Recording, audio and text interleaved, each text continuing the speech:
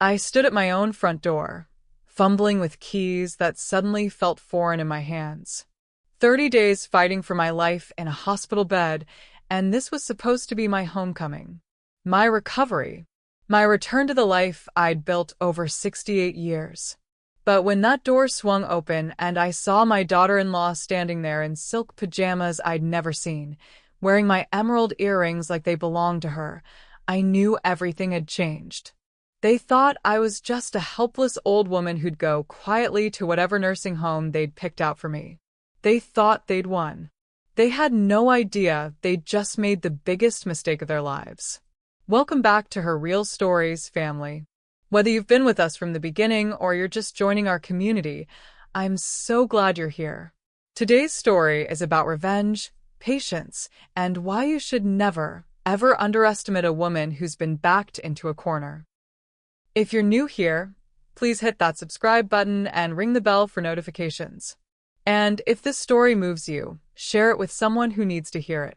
Trust me, they'll thank you later.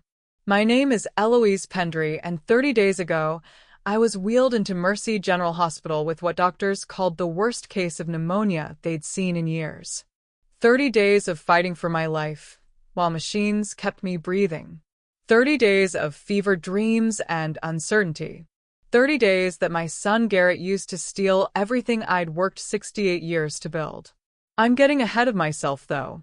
Let me start from the moment I walked back into my own house and discovered that, according to my son, it wasn't mine anymore. The taxi dropped me at the curb of 1247 Maple Street, the house my late husband Fletcher and I had bought as newlyweds 42 years ago. The house where we'd raised Garrett, where Fletcher had died in my arms 3 years prior, where every room held memories that money couldn't buy. The front garden looked different. The rose bushes Fletcher had planted for our 10th anniversary were gone, replaced with generic shrubs that screamed rental property. My heart started racing, but I told myself there had to be an explanation. I fumbled with my keys at the front door, hands still shaky from my hospital stay. The lock turned, but something was wrong. The familiar resistance wasn't there. Before I could process this fully, the door swung open for me inside. My daughter-in-law Vivian stood there, but not the Vivian I knew. This woman wore a silk robe I'd never seen, her blonde hair perfectly styled despite it being barely 9 in the morning. Behind her, the entryway that had once displayed Fletcher's military medals now showcased expensive artwork I didn't recognize. "Eloise," she said, not stepping aside. "We weren't expecting you until tomorrow." "Tomorrow?" I managed, confused. "The hospital discharged me this morning. I live here, remember?" Something flickered across Vivian's face. Not guilt exactly, but calculation. Like she was running through a script she'd rehearsed. "Of course." "Come in." "Garrett's just finishing his coffee." I stepped into my own home and felt like Alice falling down the rabbit hole. Everything was wrong. The family photos that had lined the hallway were gone. The furniture Fletcher and I had chosen together, piece by piece over decades, had been replaced with modern pieces that looked like they belonged in a magazine spread, not a home. "Garrett?" I called out, my voice echoing strangely in the space that no longer felt familiar. He appeared from the kitchen, my only child, the boy I'd sacrificed everything for. The man I'd worked double shifts to put through college. The son who'd promised to always take care of me when I got older. But the man walking toward me wasn't the son who'd visited me in the hospital just 5 days earlier, promising everything would be fine until I recovered. This man's eyes were cold, Distant. final. "Mom," he said, not moving to hug me, not even smiling. His voice carried the tone you'd use with a stranger. "We need to talk." "What's happened to my house?" The words came out smaller than I intended. Garrett and Vivian exchanged a look I'd seen before but never understood until this moment. It was the look two people share when they're about to deliver a rehearsed blow. The look of conspirators. "It's not your house anymore," Garrett said simply, like he was discussing the weather. "The papers were signed while you were in the hospital. Everything's been transferred." My legs went weak. I reached for the wall to steady myself. What papers? I didn't sign anything. The power of attorney, Mom. Remember? You signed it before your emergency surgery, just in case something happened and decisions needed to be made. I did remember. Barely conscious, struggling to breathe, machines beeping around me, I'd signed papers Garrett had thrust in front of me. He'd said they were just precautionary, just in case the surgery went badly. I trusted him completely. The way a mother trusts her child. That was for medical decisions, I whispered. In case I couldn't make them myself.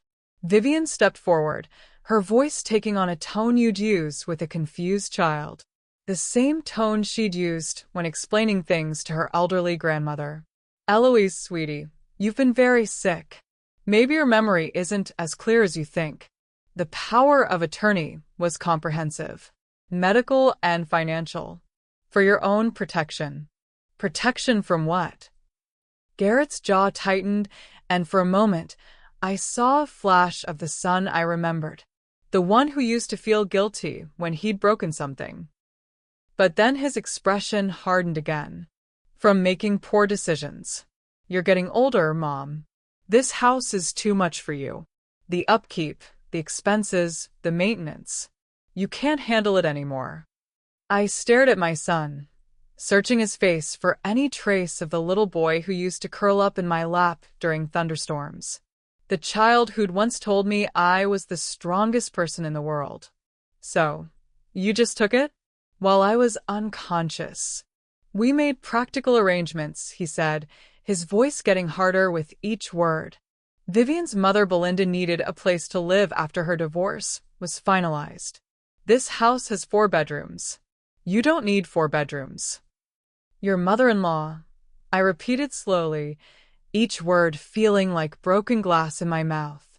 You gave my house to your mother-in-law. She deserves it more than you do, Garrett said, and there it was. The truth, finally out in the open. Raw and brutal and completely without shame. She raised 4 kids mostly alone while her husband traveled for work. She put everyone else first her whole life. She sacrificed everything for her family. Now she deserves to live somewhere beautiful for her remaining years. The words hit me like physical blows. Each one carefully chosen to inflict maximum damage. And what about my remaining years? We've found you a lovely senior community, Vivian chimed in, pulling a brochure from seemingly nowhere.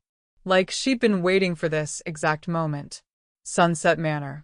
It has activities, meals provided, medical staff on site. You'll love it. I took the brochure with numb fingers. The cover showed elderly people playing bingo and doing watercolor paintings. The kind of place where people went to wait to die. Where families dumped relatives they didn't want to deal with anymore. I don't want to live in a senior community. I want to live in my home. It's not your home anymore, Garrett repeated, and his voice had gone completely flat. Emotionless. Like he was reading from a legal document. The transfer is legal and final. Belinda moved in yesterday. She's already making improvements. As if summoned by her name, a woman appeared at the top of the stairs. Belinda Ashford, 62 years old with silver hair and the kind of smile that looked warm from a distance but felt predatory up close. She descended slowly, taking in the scene with obvious satisfaction. Eloise, she said warmly, but there was something calculated in her tone. Like an actress who'd rehearsed the scene. So good to see you recovering. I hope you don't mind the changes I've made. The house really needed updating. I looked around again, seeing my life being systematically erased. Every trace of Fletcher and our 42 years together, gone. Those were my husband's medals in the hallway. Oh, those old things. Belinda waved a dismissive hand. I put them in a box in the garage. They didn't fit with the new aesthetic. Too cluttered, you know? At our age, we need clean, simple spaces. Fletcher's Purple Heart, his Bronze Star, his Distinguished Service Cross from his tour in Vietnam. boxed up in the garage like junk from a yard sale. I want them back, I said quietly. Of course, dear. We'll have everything delivered to your new place once you're settled. Belinda's smile became even more false. Though honestly, at your age, you might want to consider downsizing your possessions anyway. Too much clutter can be overwhelming for seniors. It can even affect mental clarity. I felt something crack inside me. Not break, exactly. More like the sound ice makes right before it gives way completely. But instead of shattering, something else took its place. Something cold and calculating and very, very patient. I see, I said, my voice perfectly calm now. And my financial accounts? My investments. Another look passed between Garrett and Vivian. This one was nervous. Guilty. Like children who'd been caught with their hands in the cookie jar.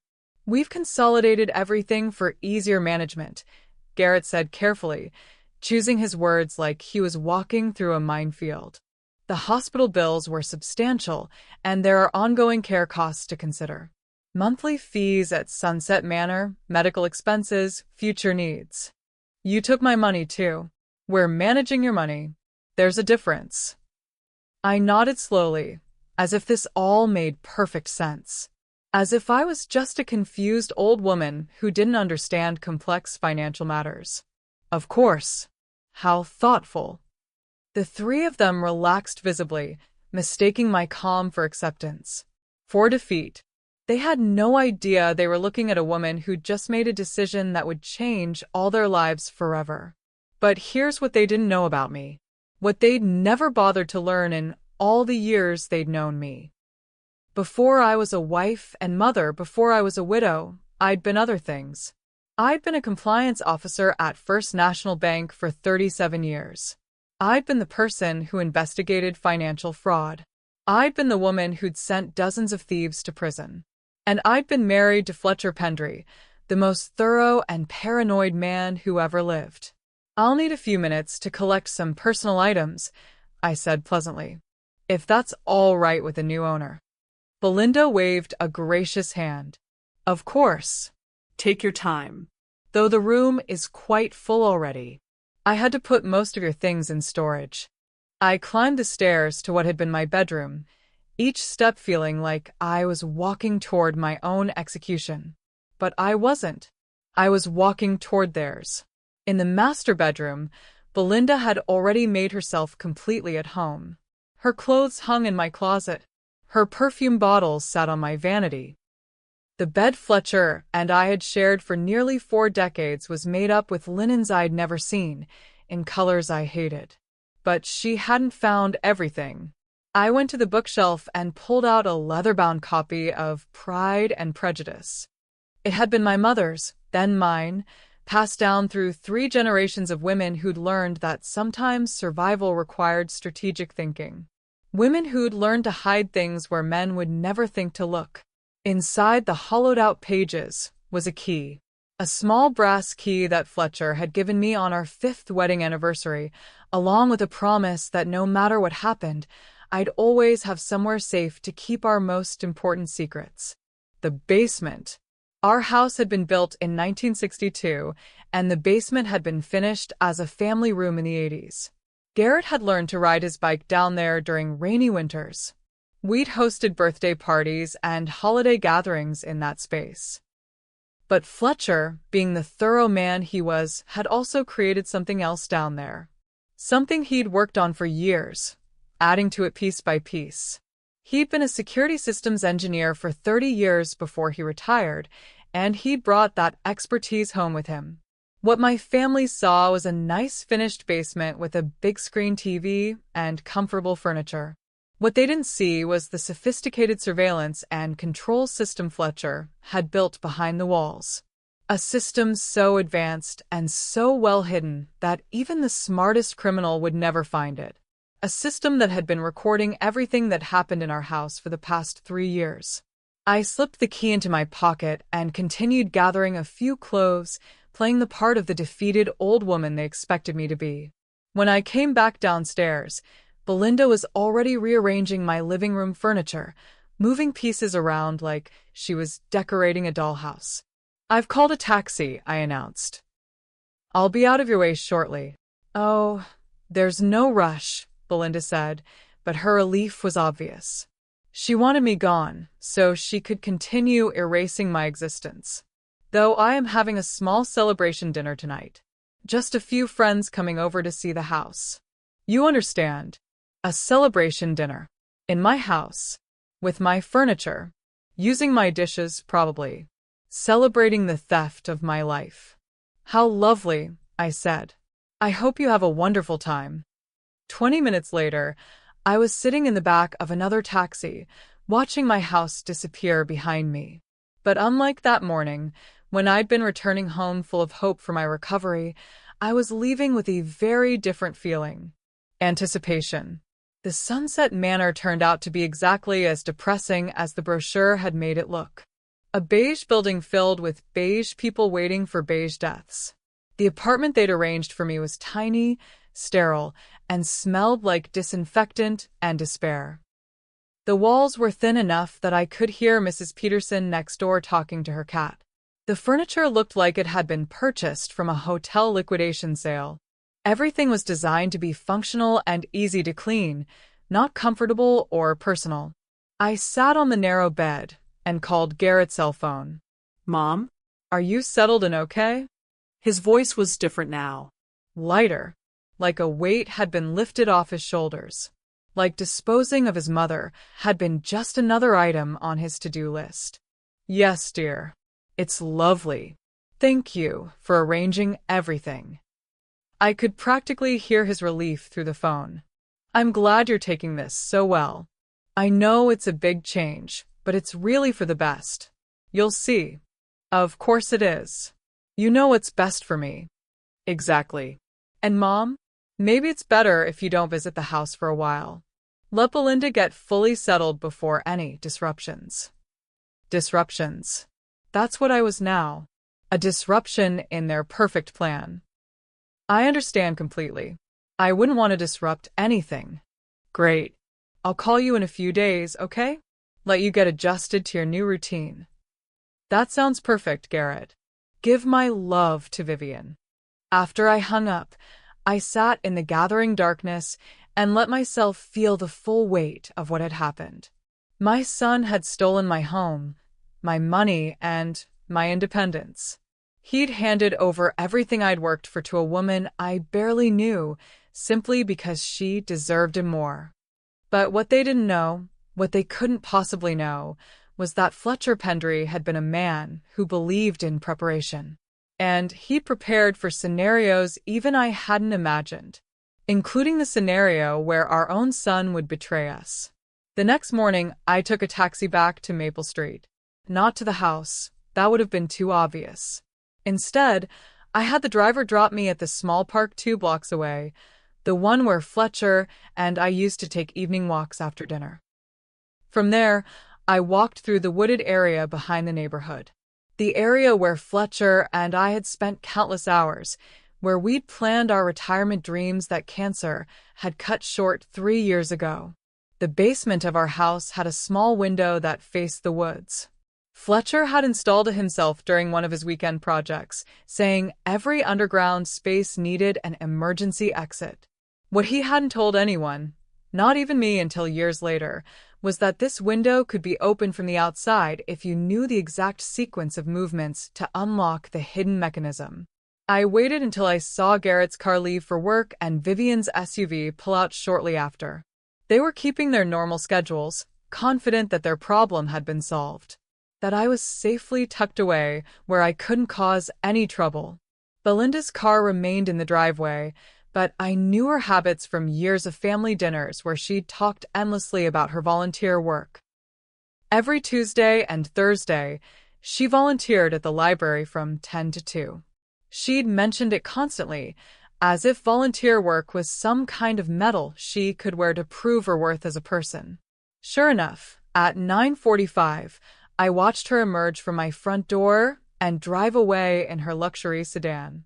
The sedan she'd somehow afforded despite claiming to be financially struggling after her divorce. The window opened easily once I found the hidden release mechanism Fletcher had shown me. I dropped into the basement I knew better than any other space on Earth, landing softly on the carpet Fletcher and I had installed together 20 years ago. The basement looked exactly the same, which was the first surprise.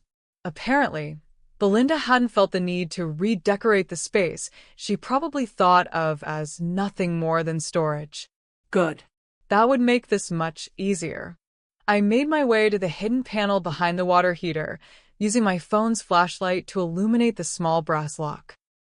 The key turned smoothly, and the panel swung open to reveal the space Fletcher had created. Inside were the things I'd expected: important documents, some emergency cash, my grandmother's jewelry that I'd hidden years ago. But there were also things I'd forgotten about, things Fletcher had placed there without my knowledge over the years.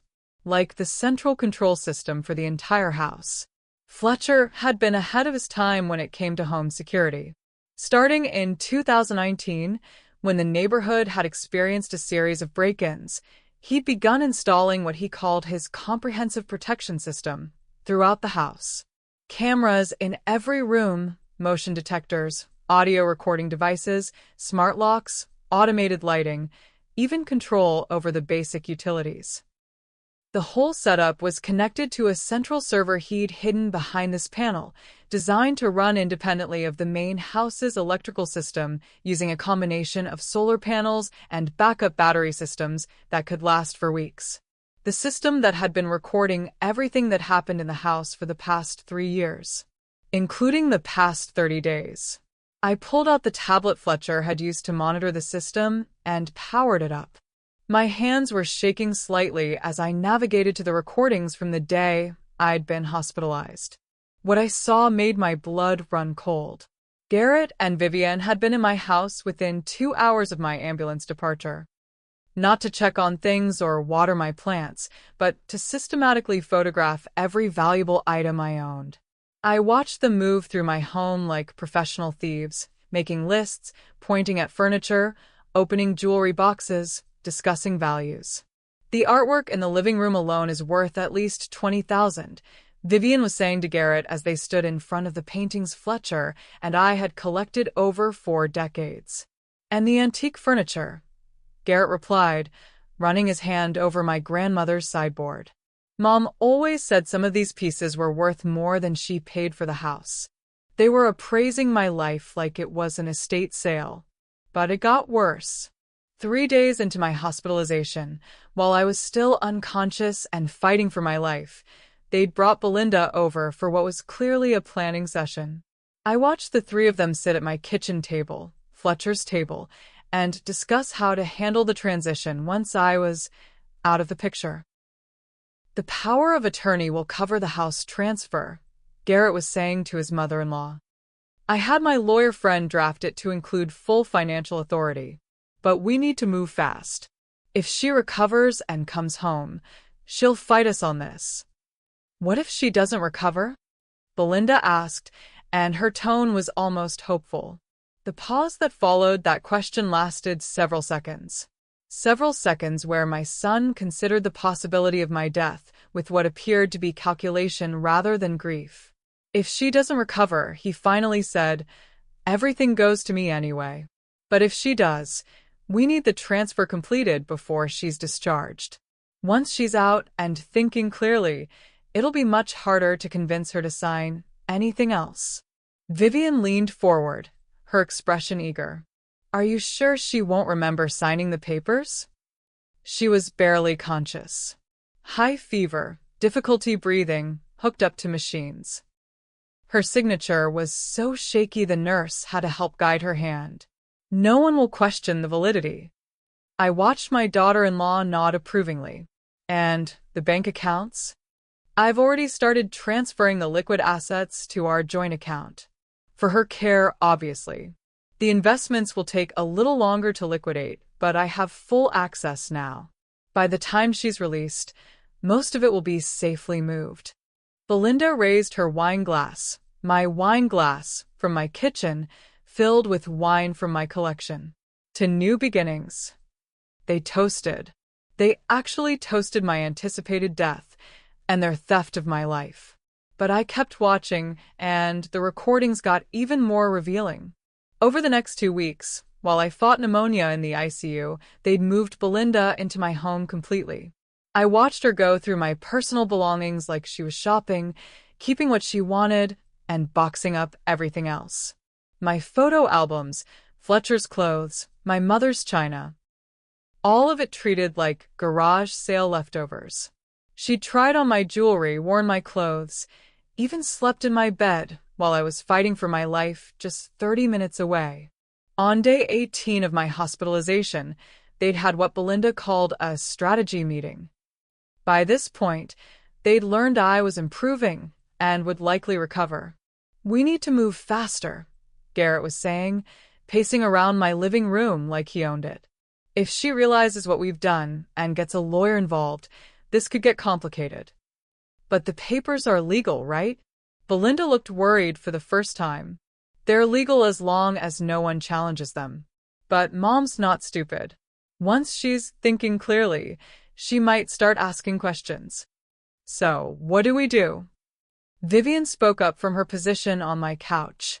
"We make sure she never has the chance to challenge anything. Once she's in Sunset Manor, who's going to listen to her? A confused old woman claiming her family stole from her? They'll think it's dementia." "Exactly," Garrett agreed. "And if she causes too much trouble, there are always other options. More secure facilities.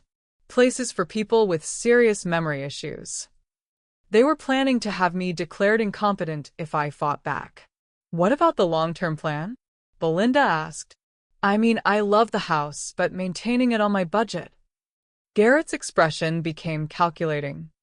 "Once things settle down, and Mom's been quiet for a year or two, we'll sell it. Split the proceeds 3 ways. By then, she'll either be too far gone to care, or—" He didn't finish the sentence, but he didn't need to. I watched Belinda's face transform as she realized she'd been played.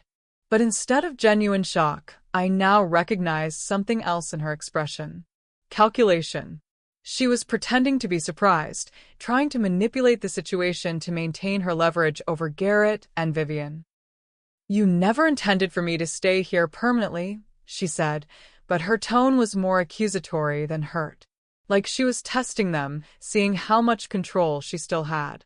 "Nothing's permanent, Belinda," Vivian replied smoothly. "We have to be practical. But you'll get your share when we sell. Enough to buy something nice for yourself." Belinda's smile became predatory. "Of course. Though I do hope you remember who made all this possible, who provided the expertise to make this look legitimate." That's when I understood the full scope of their betrayal. Belinda wasn't just a convenient beneficiary. She was the architect of the entire scheme, using her experience from previous cons to teach my son and daughter-in-law how to steal from me professionally. I spent the next 2 hours going through the recordings, finding every damaging conversation, every admission of fraud, every moment that proved their conspiracy. There were dozens of them. Planning sessions, arguments about money, casual discussions about how to keep me quiet and compliant. Then I copied everything to multiple secure cloud storage accounts Fletcher had set up years ago. But the recordings were just the beginning. Hidden deeper in Fletcher's secret storage were items I'd never seen before. A detailed inventory of every valuable item in our house, complete with photographs and current market appraisals, insurance documents, legal papers, and most interesting of all, a folder labeled Emergency Protocols. Inside that folder was something that made me smile for the first time in weeks. Fletcher's final insurance policy. My husband had been an engineer, but he'd also been a man who understood that sometimes the people closest to you are the ones most likely to betray you. The folder contained detailed plans for various scenarios, including one labeled Family Betrayal Protocol. He'd prepared for this exact situation. The protocol was brilliant in its simplicity. Using his engineering background and his understanding of the house's systems, Fletcher had created what he called controlled failure points. Ways to make the house virtually uninhabitable without causing permanent damage, but with enough drama to ensure maximum impact and public attention. All controlled remotely from the tablet I was holding. The system could manipulate everything: temperature, lighting, water pressure, electrical circuits, the security system, even the smart appliances Vivian had insisted on installing 2 years ago. Fletcher had integrated everything into one comprehensive network that he could control with precision. But the real genius was in the details. The system was designed to activate in sequence, each phase building on the last, creating escalating chaos that would be impossible to stop once it started. And the beauty was, it would all look like random malfunctions unless you knew exactly what to look for. I looked at my watch. 11:30 Uhr morgens. Belinda would be back from the library in a few hours, probably to prepare for her celebration dinner. Garrett and Vivian would arrive around 6. Perfect timing. I spent the next hour carefully setting everything up according to Fletcher's detailed instructions. Each phase had multiple backup systems, fail-safes to ensure that once it started, it couldn't be stopped from inside the house. The only way to regain control would be from this tablet, and only if you knew the master codes Fletcher had created. Then I carefully replaced everything in the hidden storage, locked the panel, and climbed back out through the basement window. By the time I returned to Sunset Manor, I was no longer the defeated old woman who'd been discarded like yesterday's newspaper. I was a woman with a plan, a woman with evidence, and a woman with nothing left to lose. That evening, I ordered dinner from the Manor's dining room and sat by my window, looking out at the parking lot where other people's families came to visit them.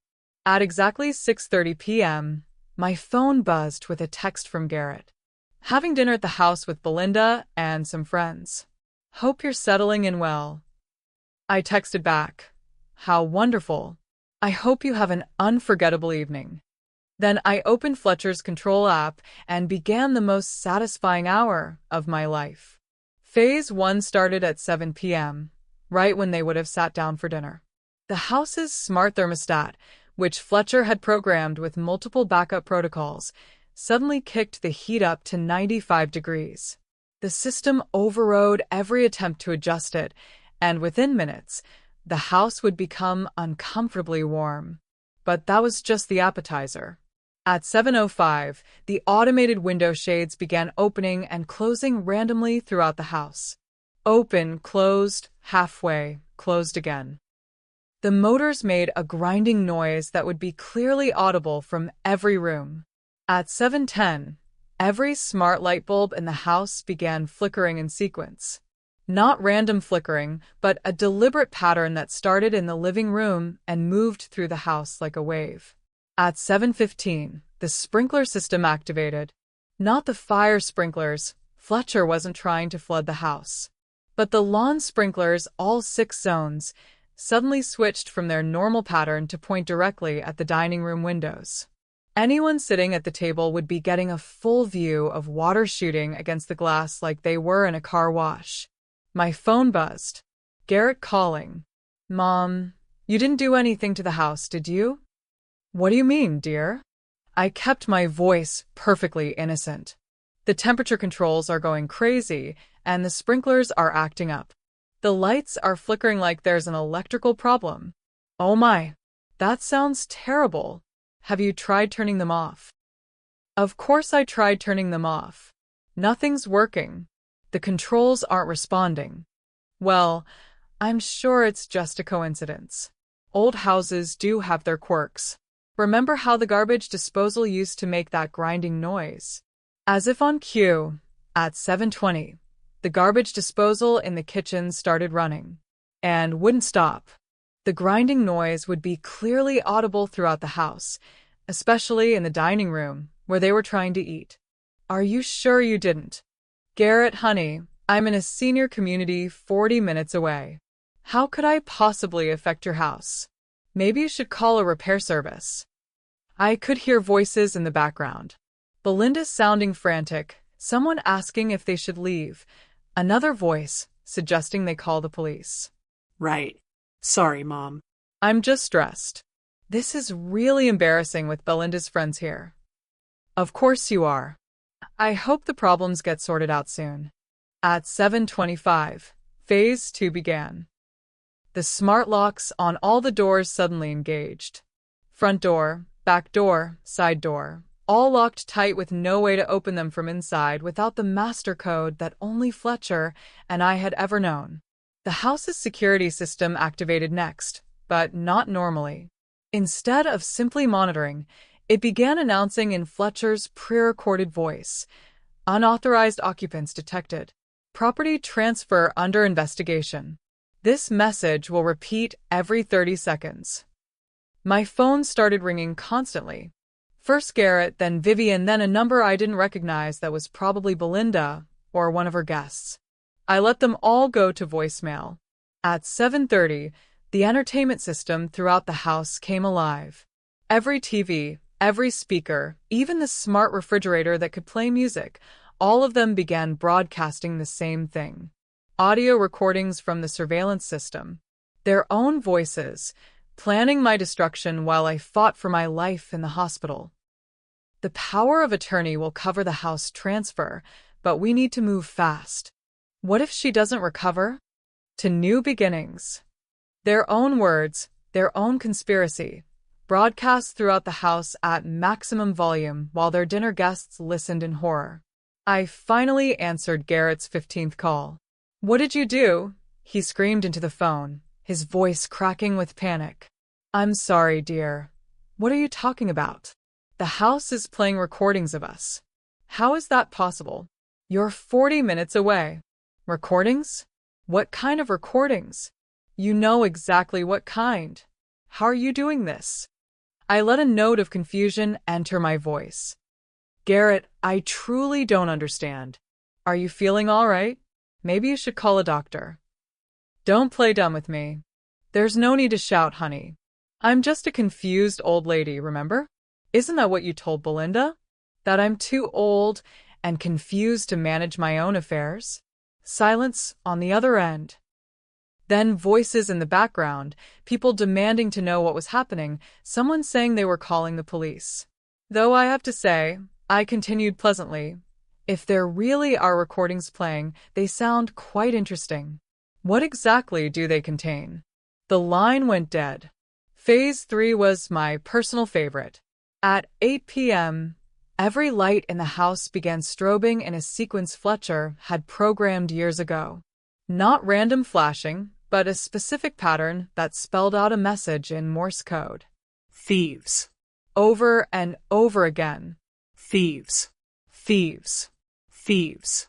The lights would have been visible from the street, drawing attention from neighbors who would undoubtedly come to investigate the disturbance. And with the recording still playing at full volume, those neighbors would hear every word of Garrett and Belinda's conspiracy. My phone buzzed with a text from an unknown number, probably one of Belinda's guests. "Please make it stop. We're sorry. We'll give everything back." I texted back, "I'm sorry. Who is this? I think you have the wrong number." Another text, this one from Belinda's phone. "Eloise, please. I'm afraid I don't know anyone named Eloise. Have a blessed evening." At 8:15, the water system joined the chaos. The house's smart water controls began cycling the pressure randomly. High pressure for 30 seconds, then no pressure, then high again. If anyone tried to use a faucet or toilet, they'd get either a blast of water or nothing at all. At 8:30, the electrical system started its own program. Non-essential circuits began cutting out randomly. The refrigerator would shut off, then the microwave, then power to various outlets throughout the house. Never anything dangerous, never anything that could cause a fire, but enough to make the house feel completely out of control. Through it all, the recordings kept playing, the lights kept strobing, and the doors remained locked. At 9 p.m., Fletcher's final surprise activated. The house's sound system stopped playing their incriminating conversations and switched to a new recording. One I'd made that afternoon in my little room at Sunset Manor. "Hello, Garrett. Hello, Vivian. Hello, Belinda. Hello to all of Belinda's friends who came to celebrate stealing from a dying woman. By now you've realized that your celebration dinner isn't going quite as planned. The recording continued while they sat trapped, listening to my voice explain exactly how Fletcher had prepared for their betrayal. You're probably wondering how a confused old lady could possibly be orchestrating what's happening to you right now. The answer is simple. Your father was smarter than all of you combined, and he loved me more than you ever could understand.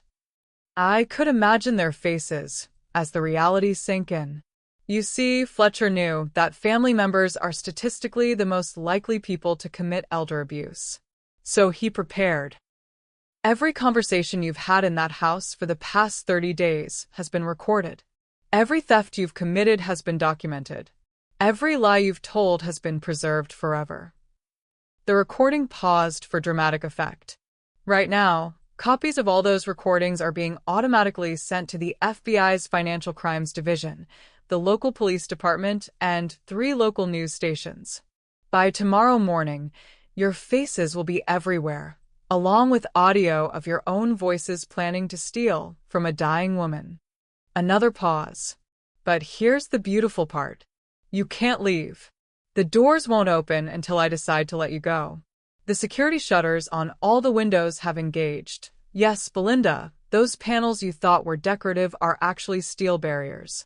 The neighbors have probably already called the police about the disturbance. And when the officers arrive, they'll find you trapped inside a house you don't legally own, with evidence of your crimes playing on loop for everyone to hear. I let that sink in for a full 30 seconds before the recording continued. You wanted to celebrate your theft of my life.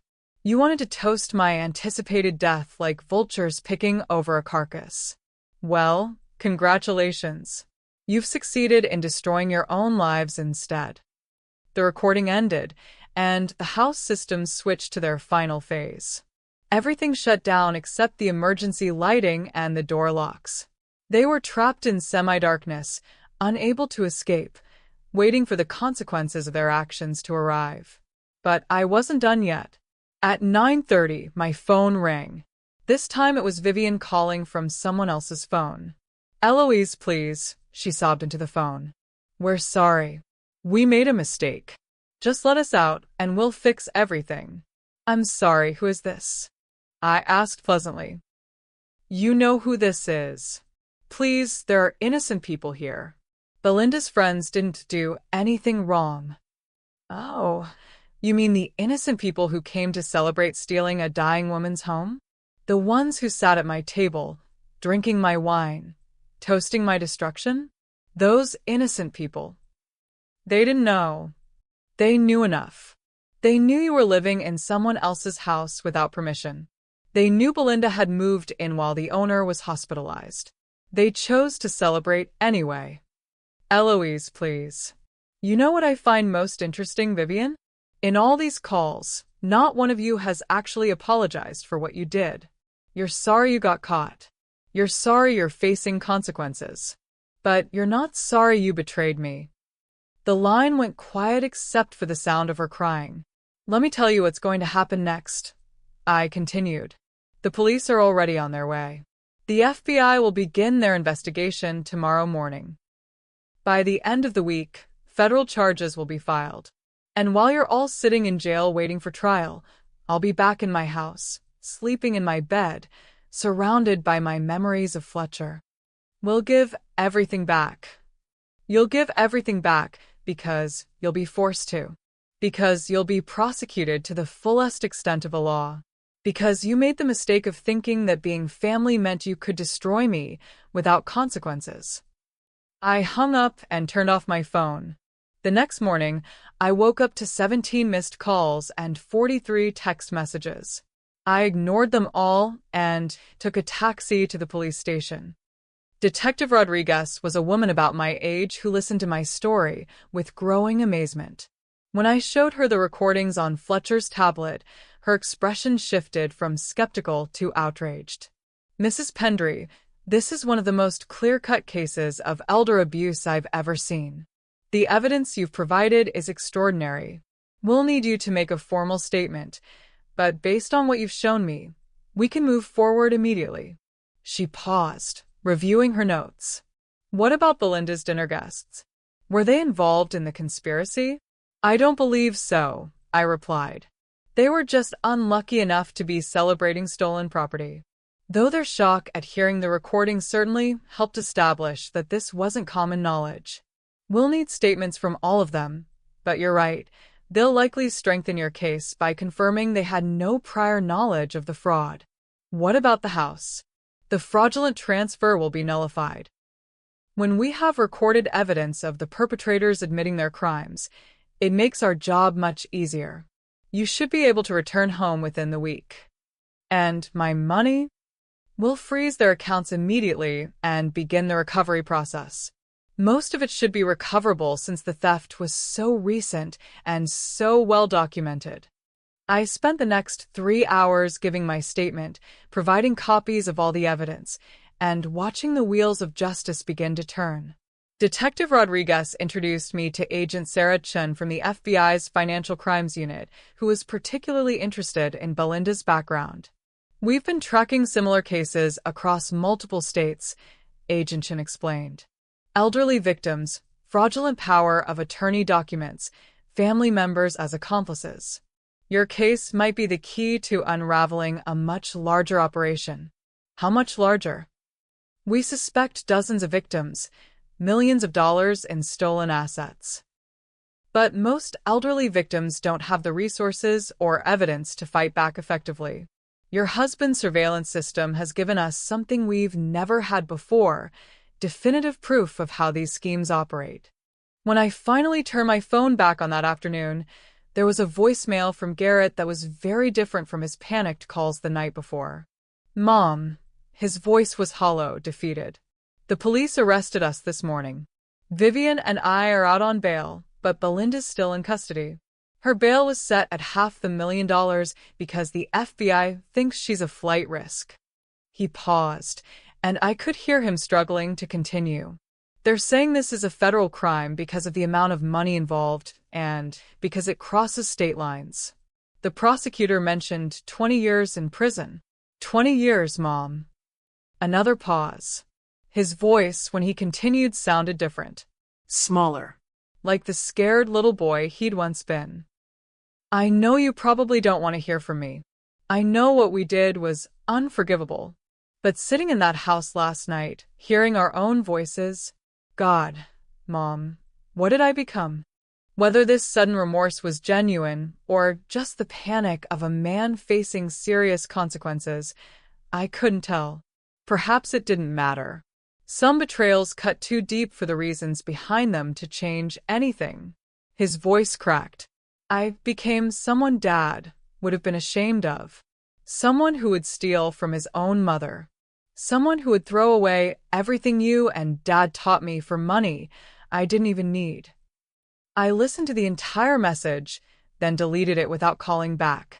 The story hit the local news that evening. Elaborate elder abuse scheme exposed by victim's husband's security system. The footage showed Garrett, Vivian, and Belinda being led away in handcuffs, their faces clearly visible. The reporter mentioned that the case had been solved through innovative use of home surveillance technology and that the victim had been able to provide compelling evidence of a multi-generational conspiracy. Within a week, I was back in my house. The locks had been changed, the security system updated, and every trace of Belinda's brief occupation erased. My photo albums were back on the shelves, Fletcher's medals were in their place of honor, and my mother's china was safe in the cabinet where it belonged. But returning home wasn't the end of the story. It was just the beginning of the real revenge. Agent Chun had been right about the larger operation. Within a month, the FBI had used my case as a roadmap to identify and arrest 17 other people involved in similar schemes across Washington, Oregon, and California. Belinda, it turned out, had been running these scams for years, targeting vulnerable elderly people and recruiting family members as accomplices. The investigation revealed that my case was actually one of the smallest. Other victims had lost entire life savings, family businesses, even their health, when the stress of fighting fraudulent legal proceedings became too much.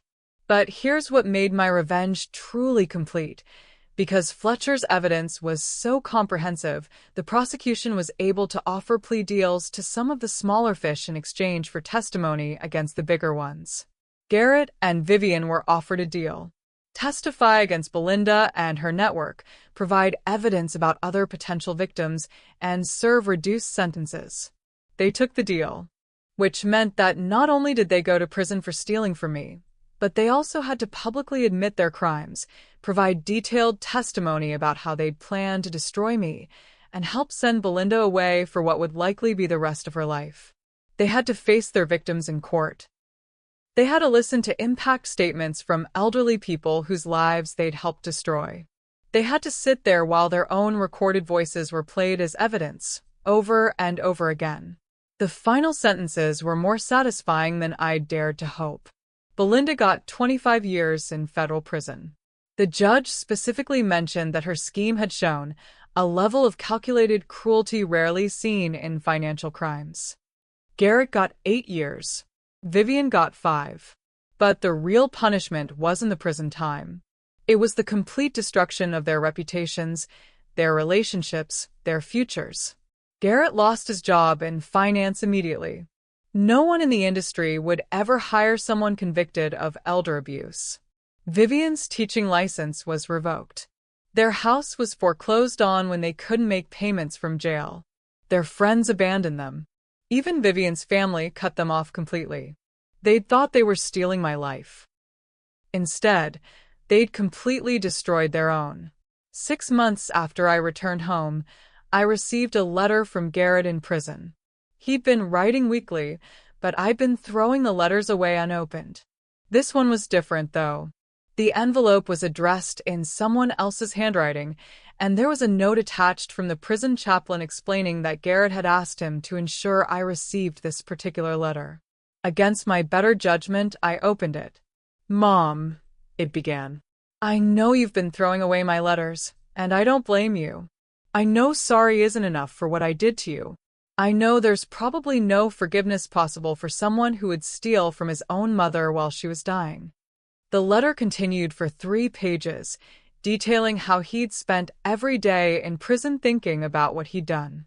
How he'd realized that losing everything, his freedom, his career, his marriage, was nothing compared to losing my respect. "The worst part," he wrote, "isn't being in prison. It's knowing that I destroyed the most important relationship in my life for money I didn't even need. It's knowing that Dad would be ashamed of who I became. It's knowing that I threw away 68 years of your love and sacrifice for a few $100,000. The letter ended with something that surprised me. "I don't expect you to forgive me. I don't deserve forgiveness. But I want you to know that every day in here, I think about the man Dad raised me to be. The man you raised me to be. And I'm trying to find my way back to that person. Not because I think it will change anything between us, but because it's the only way I can live with what I've done." It was signed simply, "Your son, who wishes he could take it all back."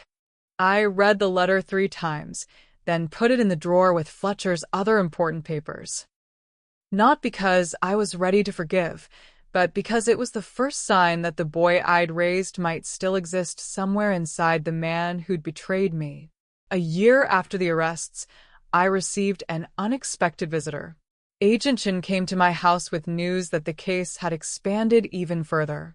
"We've now identified 47 victims across 6 states," she told me as we sat in my living room. "Total losses in excess of $12 million. All using variations of the same scheme Belinda used on your family." How many prosecutions? 23 people indicted so far, including 2 lawyers who were helping draft fraudulent power of attorney documents and a doctor who was providing false assessments of mental capacity. Agent Chin leaned forward. "Mrs. Pendry, your case has become the foundation for new federal legislation. The Fletcher-Pendry Elder Protection Act, will require enhanced documentation for financial power of attorney transfers and mandate criminal background checks for anyone seeking authority over elderly persons' finances. Fletcher's name on a federal law. He would have been proud to know that his paranoid preparation had helped protect other people from the kind of betrayal we'd experienced. There's something else, Agent Chin continued. Several documentary filmmakers have reached out about telling your story. And there's interest from advocacy groups about having you speak to other elderly people about protecting themselves from financial abuse. I thought about it for a moment. The idea of sharing my story publicly, of helping other people avoid what I'd gone through, appealed to me. I'll consider it, I told her. 2 years after my return home, I was living a life I never could have imagined. The documentary about my case, titled The Pendry Protocol, had aired on Netflix and brought national attention to elder abuse issues. I'd testified before Congress about the need for stronger protections. I'd spoken at conferences across the country. But more importantly, I'd helped establish a network of elderly people who looked out for each other, who knew the warning signs of financial abuse, who understood that family members were often the most dangerous predators.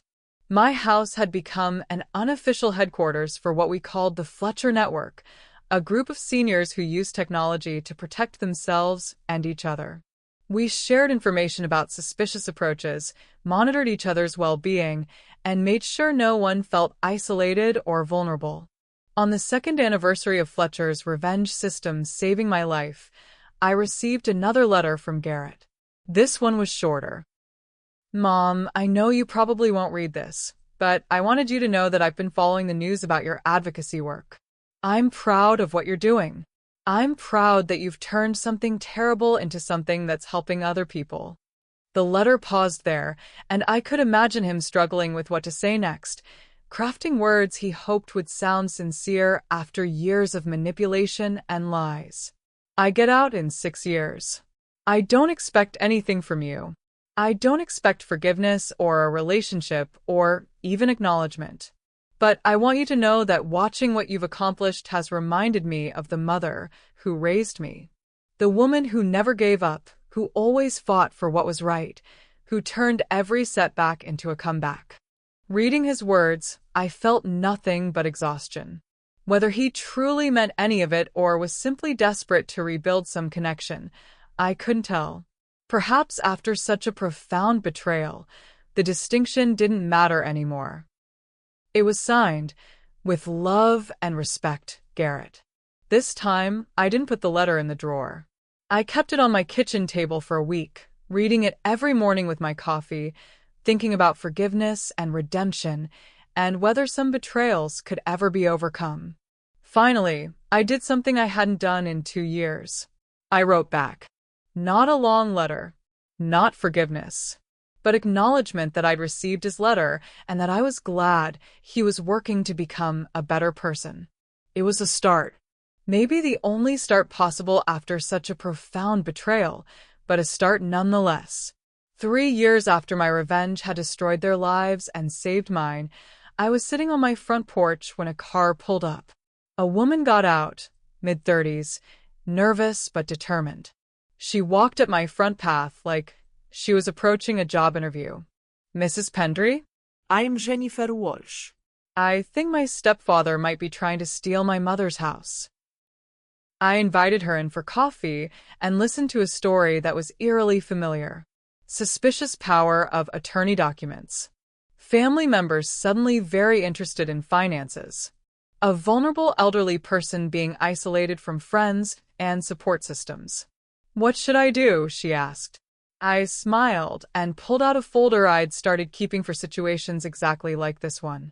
"Let me tell you about a man named Fletcher Pendry," I began, "and why preparation is the best revenge."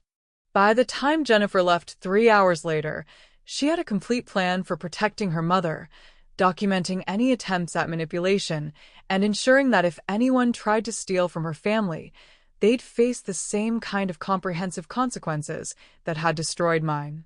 That evening, I called Agent Chen to report another potential case for investigation. Then I sat in Fletcher's chair, looking out at the garden we'd planned together, thinking about the strange turns life could take. I'd lost my son to greed and betrayal, but I'd gained a purpose I never would have found otherwise. I discovered strengths I never knew I had. I'd learned that sometimes the worst thing that happens to you can become the foundation for the best thing you ever do. Fletcher's Ghost security system had given me more than revenge. It had given me a new life. And every time I helped another family protect themselves from predators, every time another elderly person avoided the devastation I'd experienced, I could feel Fletcher smiling. The house was quiet now, but it was the good kind of quiet. The quiet of safety, of purpose, of a life well lived despite its challenges. Tomorrow would bring new people who needed help, new cases to investigate, new families to protect. But tonight, I was exactly where I belonged. In my house. In my home, surrounded by memories of love and protected by the foresight of a man who'd understood that the greatest revenge isn't just getting even. It's making sure it never happens again. If you've ever been told you're too old to start over, let me tell you, that's a lie. Your story isn't over, and you still have chapters left to write. Our best-selling book, Reclaiming Your Peace After Pain, is filled with simple, powerful steps to help you heal, rebuild, and fall in love with life again. Click the link in the description box and start your new beginning today. Comment below and tell me what you would have done in Eloise's situation. And if this story moved you, please share it with someone who needs to hear it. Sometimes we all need a reminder that we're stronger than we think we are. Hit that subscribe button and ring the bell for notifications, because next week, I'm bringing you another incredible true story that will leave you speechless. Trust me, you won't want to miss it. Thanks for being part of the Her Real Stories family. I'll see you next time.